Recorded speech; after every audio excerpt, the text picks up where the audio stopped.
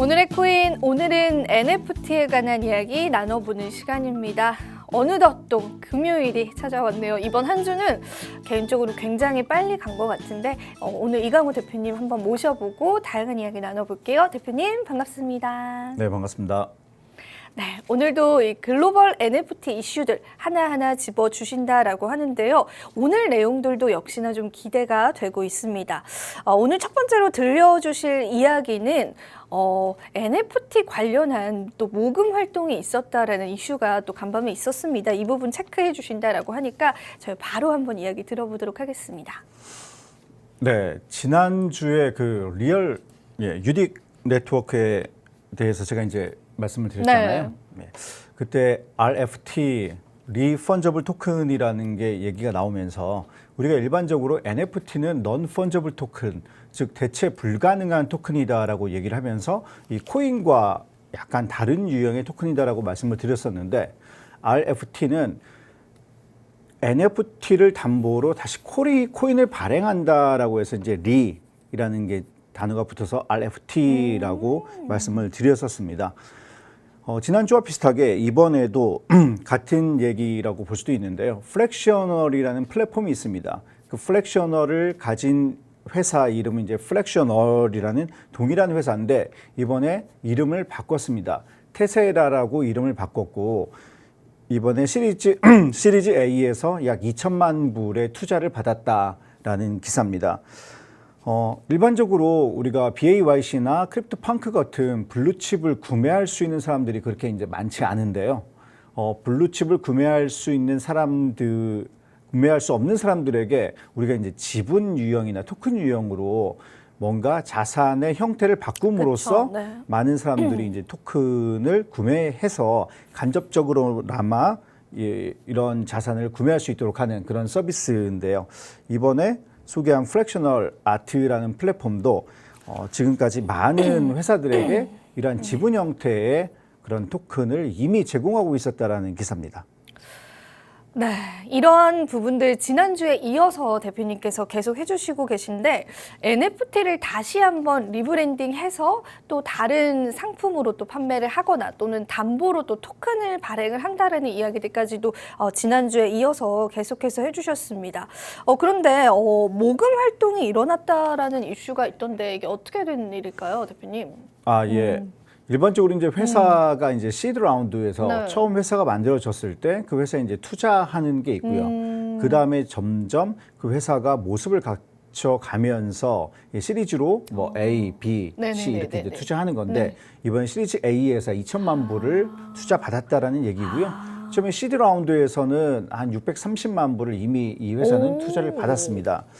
여기서 좀 제가 주목하고 싶은 거는 이런 블루칩 NFT를 담보로 토큰을 발행하는 이런 회사에게 많은 회사들이 돈을 많이 투자를 하고 있잖아요. 근데 지금 NFT 시장이 많이 좋지 않습니다. 그래서 일각에서는 이러한 뭐 그림이라든지 이런 컬렉터블 NFT는 이제 끝났고 멤버십을 중심으로 해서 실물에 활용되는 NFT만 살아남지 않을 거라는 그런 전망을 하고 있는 분들도 많이 있는데 여기에서는 그 멤버십 NFT를 담보로 하지 않고 기존에 나왔던 컬렉터블이나 어떤 아트 NFT를 담보로 코인을 발행하는 이런 시장에 여러 기업들이나 개인의 관심이 많다라는 얘기입니다.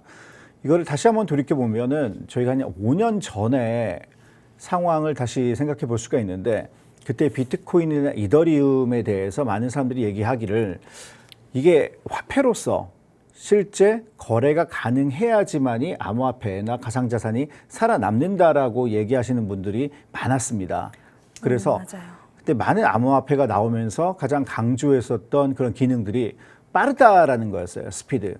우리는 비트코인보다 훨씬 빠르게 결제를 할 수 있다. 거래를 할 수 있다. 우리는 이더리움보다 훨씬 빠르다. 즉 빠르다를 강조했던 대다수의 코인들은 지금 여러분들 뭐 시야에 보이지 않고 그만큼 이제 사라졌습니다.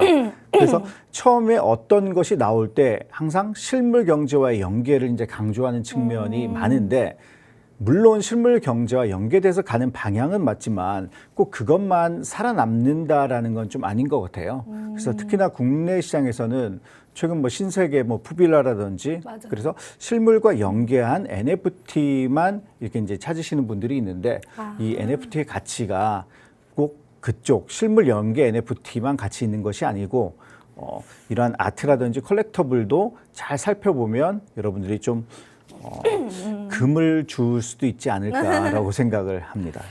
네, 지금 추세 자체가 이제 어떤 예술 작품이라든지 어떤 그림에서 파생되는 NFT보다는 아무래도 이제 대기업 자금들이 좀 들어오고 대기업 투자가 들어오다 보니까 이런 멤버십 형태의 그러한 NFT의 어떤 관심들로 좀 쏠리고 있는 거는 사실입니다. 하지만 대표님께서 말씀하시는 거는 꼭 이렇게 실물로 보이거나 실물로 누리는 것만이 큰 가치를 가져가는 건 아니다라고 예전에 비트코인과 또 이더리움 그런 사례까지도 같이 말씀을 해주셨는데요.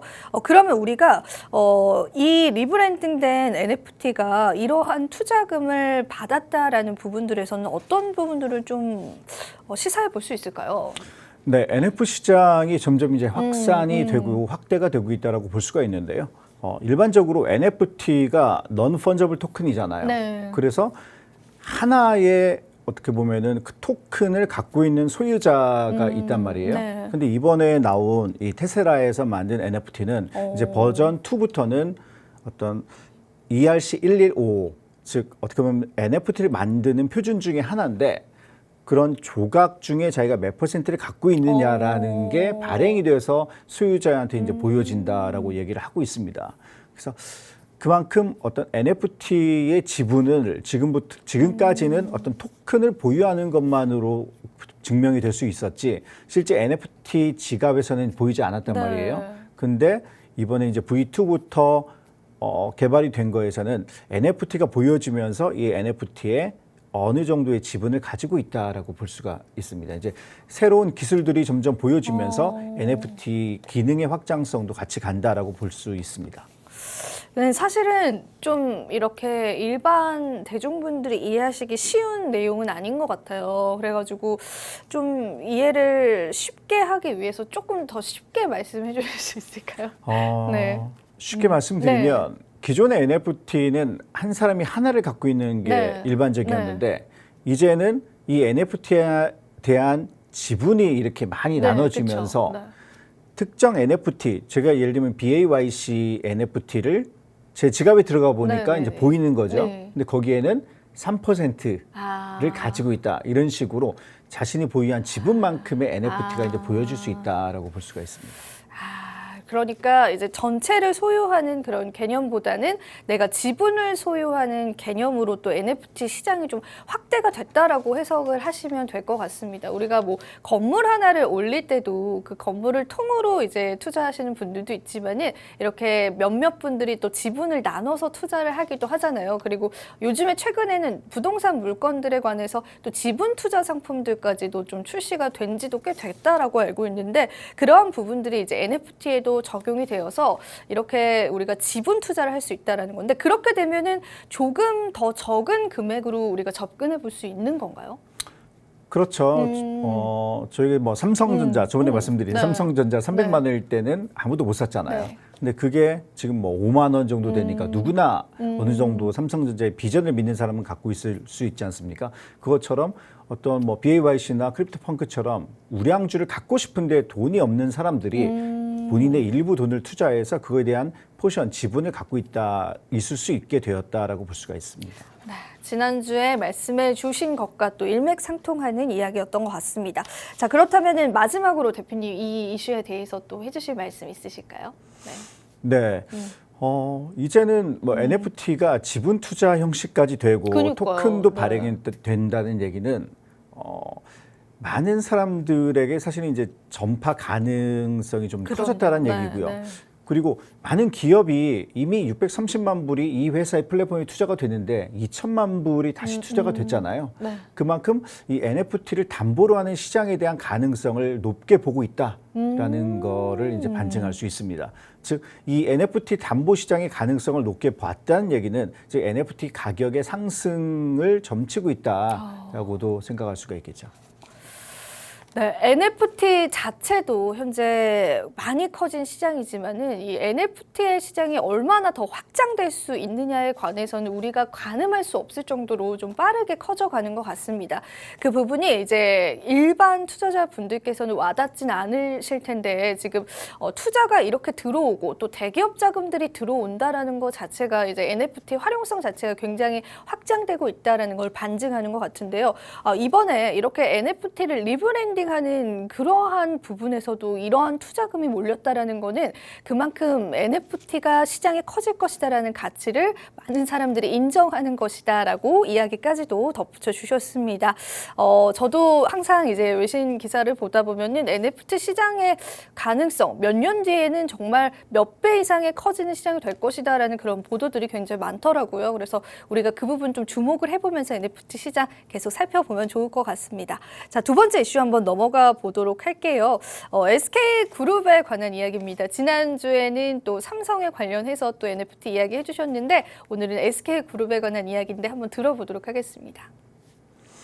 네, SK그룹이 올 초에 네. 우리 그룹 전체가 이제 크립토 시장에 진출을 하겠다. 그래서 NFT도 맞아요. 발행하고 코인도 발행하겠다, ICO도 하겠다 이런 얘기를 했었는데 지금 약간 주춤하잖아요. 맞아요. 예, 왜냐하면 테라 루나 사태 이후에 좀 관망을 하는 것처럼 이제 보이고 있는데요. 이번에 SK증권이 DGB, 즉 대구뱅크죠. DGB 대구은행이랑 같이 디지털 자산 커스터디 서비스, 즉 보관 서비스를 한다라는 그런 기사입니다. 이 두 회사는 인피니티 블록이라는 이미 디지털 자산 보관 서비스를 하는 스타트업이 있는데 그 스타트업 회사의 지분의 9.8%를 투자를 이번에 했다라고 밝히면서 향후에 그런 기업들이 디지털 자산에 들어갔을 때 그 관련한 인프라로서의 역할을 하겠다라고 그 포부를 밝혔습니다. 네, SK증권이 사실은 NFT 시장에 진출하겠다, 뭐 자체 코인 발행 의사도 있다라는 그런 포부를 밝히기도 했었는데 테라 루나 사태 이후로 살짝 주춤했던 거는 사실입니다. 그래서 과연 어떻게 진행이 되어 가고 있는지 개인적으로도 굉장히 궁금했었는데 이렇게 대구은행과 함께 인피닉 블록의 이제 토기 투자를 진행했다라는 그러한 오늘 이슈들에 관해서 말씀해 주셨는데 조금 더 자세히 우리가 좀 들어볼 수 있을까요?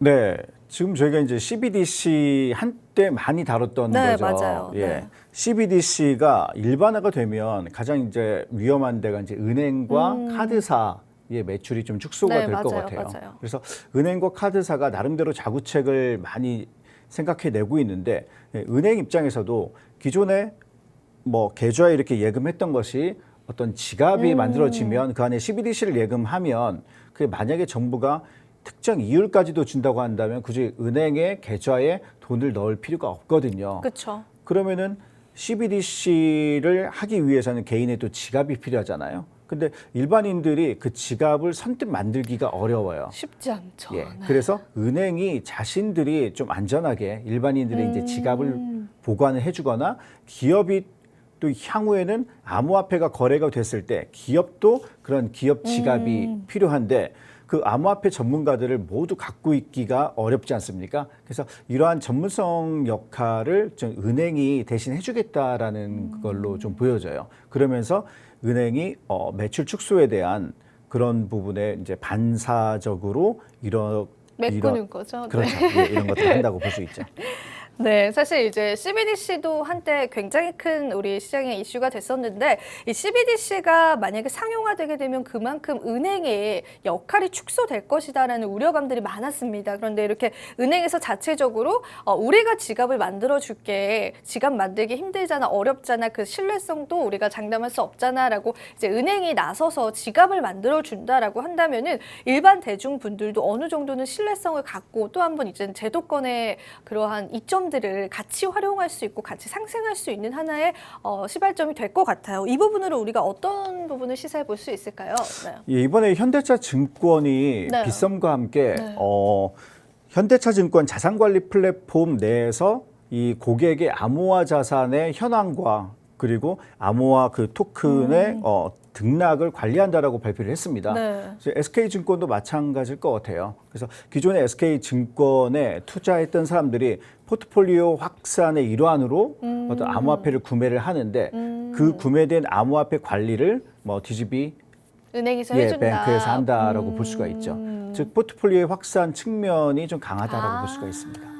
그렇죠. 사실 이제 포트폴리오 자체가 우리가 한 가지의 증권 유형만 투자를 하는 건 아니잖아요. 예를 들면 뭐 골드에 투자하시는 분들도 있고 또 주식에 투자하시는 분들도 있지만 그 많은 투자 상품 중에 암호화폐가 좀 끼어들었다라는 측면으로 이해해 보면 괜찮겠네요. 네.